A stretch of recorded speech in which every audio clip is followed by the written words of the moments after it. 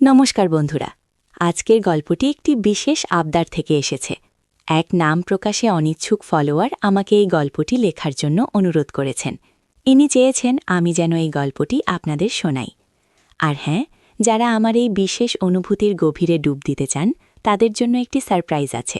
গল্পের কোনো এক ফাঁকে আমি আমার ব্যক্তিগত আইএমও নাম্বারটি দেব, তাই নাম্বারটি পেতে হলে পুরো গল্পটি মনোযোগ দিয়ে শুনতে হবে। আমার নাম অন্বেষা, বয়স ৩০-এর কোঠা। আমার পৃথিবীটা খুব সাধারণ, আর ৫টা বাঙালি পরিবারের মতোই। স্বামী, একটি মিষ্টি মেয়ে আর একটি পরিপাটি সংসার। কিন্তু এই সাধারণের আড়ালে লুকিয়েছিল আমার এক গভীর গোপন টান। টানটা ছিল আমার স্বামীর পুরাতন গৃহশিক্ষকের বাবার বন্ধুর প্রতি।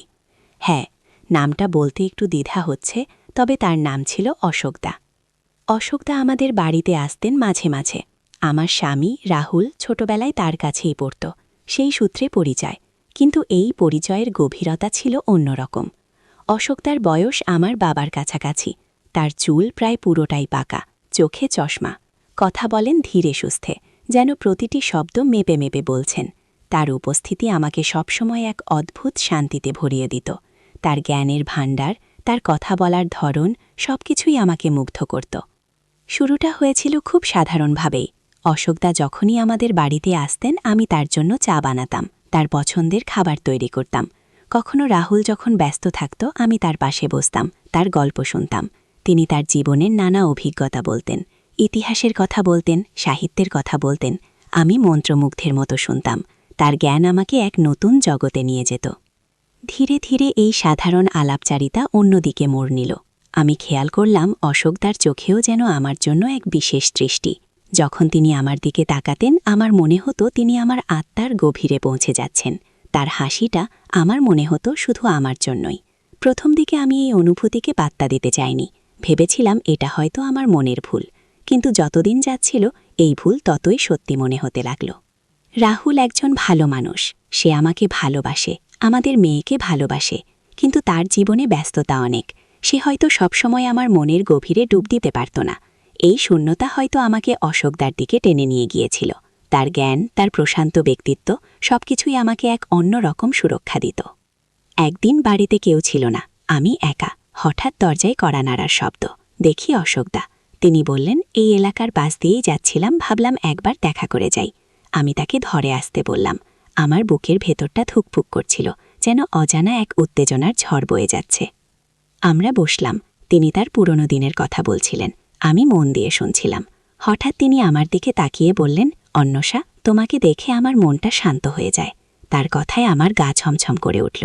এই প্রথম তিনি সরাসরি তার অনুভূতির কথা বললেন। আমিও আমার মনের কথা চেপে রাখতে পারলাম না, বলে ফেললাম, আমারও আপনাকে দেখলে খুব ভালো লাগে অশোকদা। সেই দিন থেকে আমাদের মধ্যে এক গোপন অভিসার শুরু হলো। আমরা দেখা করতাম খুব গোপনে, কখনো রাহুলের অনুপস্থিতিতে, কখনো বা মেয়ের স্কুল ছুটির পর।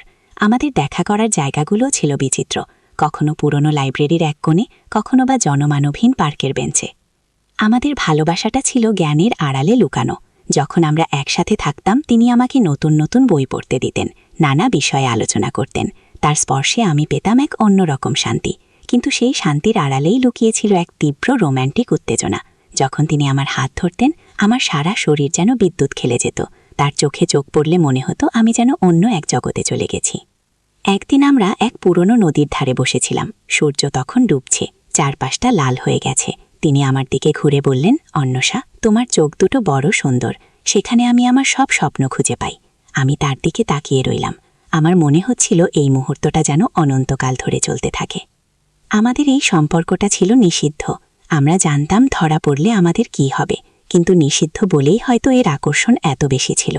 প্রতিবার যখন আমরা দেখা করতাম আমার মনে হতো এটা হয়তো শেষ দেখা, কিন্তু তবুও আমরা একে অপরের থেকে দূরে থাকতে পারতাম না। একবার খুব বৃষ্টির দিন, রাহুল অফিসের কাজে বাইরে গিয়েছিল, মেয়ে তার বান্ধবীর বাড়িতে। আমি একা। হঠাৎ ফোন বেজে উঠল, অশোকদা।